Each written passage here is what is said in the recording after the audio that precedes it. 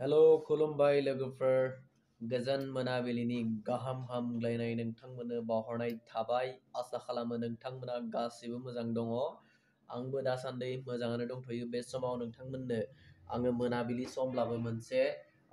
information होनो थाखाय नैबे भिडिअखौ लाबोदोङो थ' नोंथांमोना भिडिअखौ जोबजासिम नायलां आङो नोंथांमोननो मा इनफरमेसन होनो थांगासिनो दङ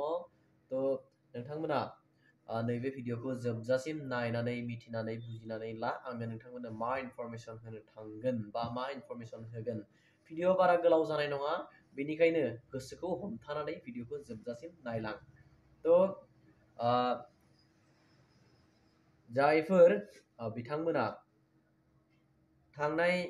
बावैसो सान सिगाङाव एडिआरइ आसाम डाइरेक्ट रिक्रुटमेन्ट 2023 बेखौहाय जाय एप्लाइ खालामदोंमोन थार्ड ग्रेड आरो फर्थ ग्रेड थ' बेयो दायो कारेक्सन फर्म मोनसे ओंखारदोङो जायफोर बिथांमोना कारेक्सन खालामना लानो माने गोसो बा जाय गोसोथ' नंला जायफोर बिथांमोना एप्लाइ खालामनायाव मिस्टेक खालामबाय थ' बिथांमोना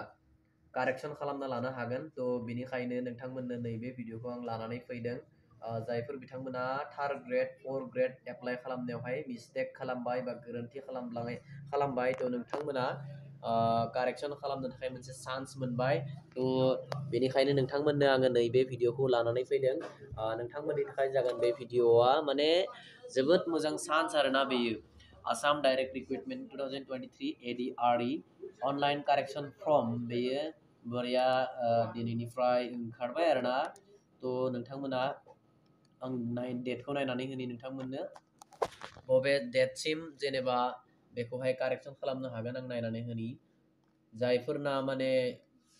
आथुर हादावरा खालामनानैनो लेट जाबाय बा मिस्टेक जाबाय एप्लाइ खालामनायावहाय थ' नोंथांमोनाहै कारेक्सन खालामनानै लानो हागोन आरोना 5 जानुवारि टु 18 जानुवारि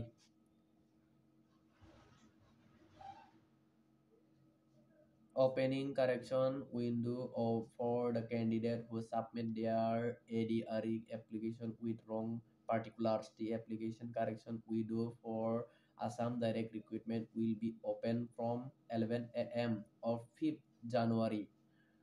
दिनै 5 जानुवारि 11टा बाजारनिफ्राय अपेन जादों बे वेबसाइटआ बा बे लिंकआ ओमफ्राय 18 जानुवारि 2024 18 जानुवारिसिम थागोन जायफोरना माने कारेक्सन खालामनो दङ बा जायफोरना मिस्टेक जाबाय नोंथांमोना कारेक्सन खालामनानै लानो हागोन नोंथांमोननो आङो नैबे शर्ट भिडिअनि गेजेरजों बेखिनिखौनो इनफरमेसन होबाय थ' भिडिअखौ इनफरमेटिभ होननानै साननानै लादोंब्ला नोंथांमोना शेयार खालामना हो जाहाथे नोंथांमोननि शेयार खालामनायजोंनो गुबुनाबो माने गावबा गावनि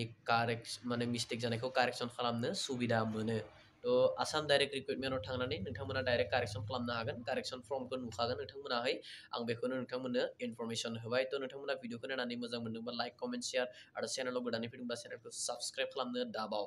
जै बर' हारिनि